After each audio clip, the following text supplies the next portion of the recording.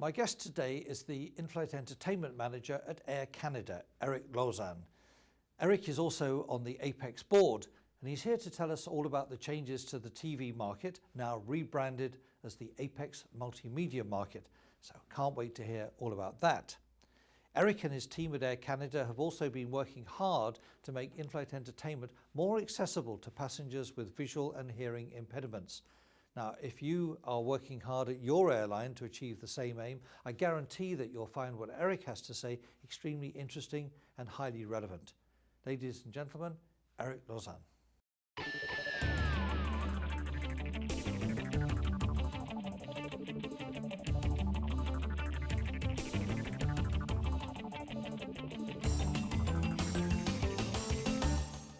Éric, welcome to the PME interview.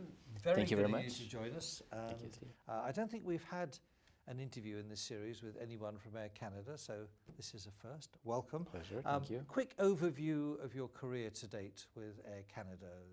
You were telling me before you've been working for the airline for 19 years. I assume not always in in-flight entertainment. Nope, I have not. Actually, I started in 1994-95 as a part-time customer sales agent on the phone. And then I started in marketing as a coordinator in tourism marketing, working on different tourism partnerships to promote travel, basically, obviously on Air Canada. And then I joined the marketing communications team to handle marketing campaigns, promotions, direct marketing campaigns. And before I joined IFE, I was responsible for loyalty communications. Now, right now, there's a movement within our industry to make our programming more accessible to people with hearing and sight impediments. What are you doing at Air Canada to make your in-flight entertainment system more accessible?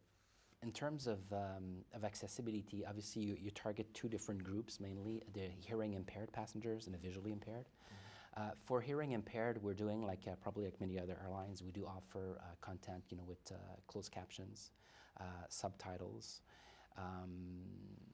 and it seems to work. It seems to work pretty well.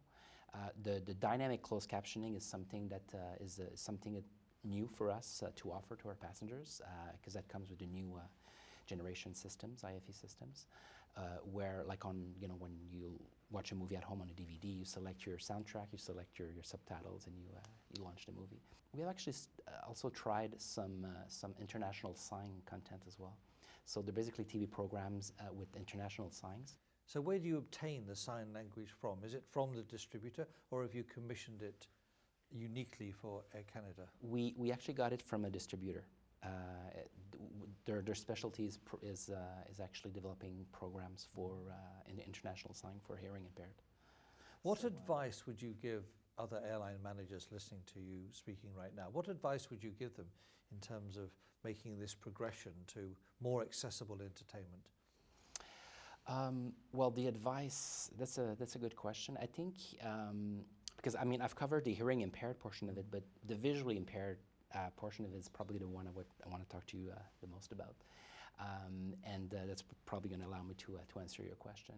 I think if there's something that doesn't exist, I think as an airline, I think the best plan is not necessarily to wait until the product becomes a product off the shelf. I think you have to just develop something, do some research, develop prototypes, and come up with something that you test and launch and be the first one to do it. So I think that's maybe the best advice I could give. Not to wait for the technology to happen, but force it, basically. How much support do you get from your content service providers and all the other people that contribute to the Air Canada in-flight entertainment product? Well, we're getting support from our CSP, Spafax. Basically, I couldn't do my job without them, for sure. They provide good, we provide obviously the strategy of what we want on board, and they provide the content, and they support us on the content operations side as well. Do you have any more plans in the pipeline? Anything else you'd like to do to make life easier for the disabled?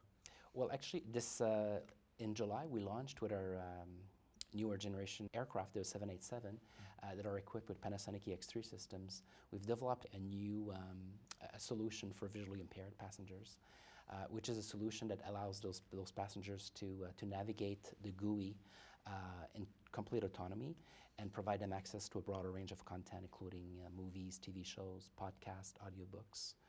And we're very proud of this innovation. With our partners, our software partners, we developed a ground tool like a CMS, a content management system, that allows us to basically piggyback on the content that our CSP enters in the system, import it in a tool that creates text-to-speech files, so audio files, that are then imported in the Panasonic system and eventually on board for visually impaired passengers to access.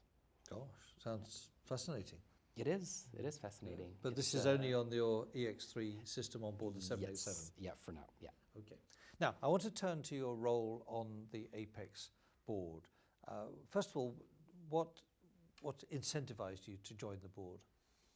Well, actually, I got a call from one of the recruiters who actually happened to win the Lifetime Achievement Award this year. Mark Horton. Mark Horton. Yeah. I was approached because there was a vacancy, and so I said, well, I'll give it a try. I was a bit concerned about the fact that obviously, I mean, you need to participate actively if you want to be a board member by either managing steering committees or participating in different working groups, because obviously you're there for a reason. And I was a bit concerned, with the workload, but it ends up being totally fine, totally manageable, and it's an amazing experience that I would recommend to anyone. Now, you've just come hot foot from a board meeting. I happen to know this. Just paint a little picture of what it's actually like in one of these board meetings. Is it a smooth, well-oiled machine, or do you have your disagreements sometimes?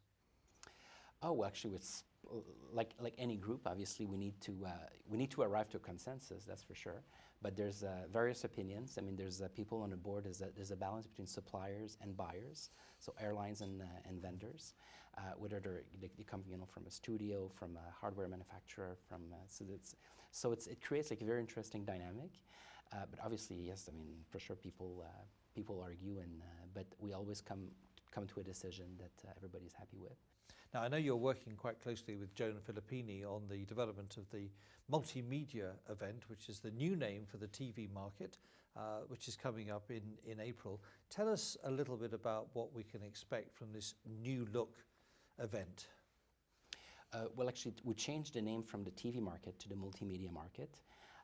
The main reason is that we've opened the floor basically to other types of suppliers. It used to be only for TV distributors, but we've opened it also to movie distributors, games distributors, and also GUI designers and developers as well. So basically anything that relates to the content that you have on your screen. So will we have more distributors to choose from, more product to look at this time? A broader range of product, I would say. But in terms of booths, I mean, we still have the same amount of booths. We have like 40 appointment booths, exhibitors booth, I should say. But we've relaxed the schedule a little bit. So we have appointments because it's an appointment-based market. But we've also kept a few areas for airlines and their CSP to browse their floor and also meet with suppliers that don't have booths for non-appointment booths. And what's been the reaction so far from the traditional supporters of the TV market? Have they welcomed the changes, or are people a little bit nervous about perhaps diluting the old TV market? I think it's well received. I have to say that it's well received because obviously for airline buyers like me, what happens is that we're responsible for many things when we manage a portfolio like this. The selection of content, obviously, but content is not only limited to obviously TV. So there's movies, games. And it's important also to learn the best and latest practices in the GUI design and navigation as well. So I think, generally speaking, it is very well received. I'm sure you'll be there, but would you recommend that your counterparts in other airlines, would you recommend them to attend as well? Of course, I would highly recommend it. It's I find this is a market that is more intimate, obviously, than the Apex Expo. So you create great relationships. You also have a chance to also meet with smaller distributors. So it basically opens your eye on new types of content that have local flavors, whether it's from France, from Italy, from Greece. It's a very interesting market to attend. Of course, it's going to be held in Prague this year, which is a great location. You're looking forward to it? Absolutely, absolutely. Great destination. So I encourage everybody to come. It's held between April 20th and 22nd in Prague this year. I'll be there. Good, Eric, perfect. It's been a pleasure speaking with you, and good luck for 2015. Thank you very much.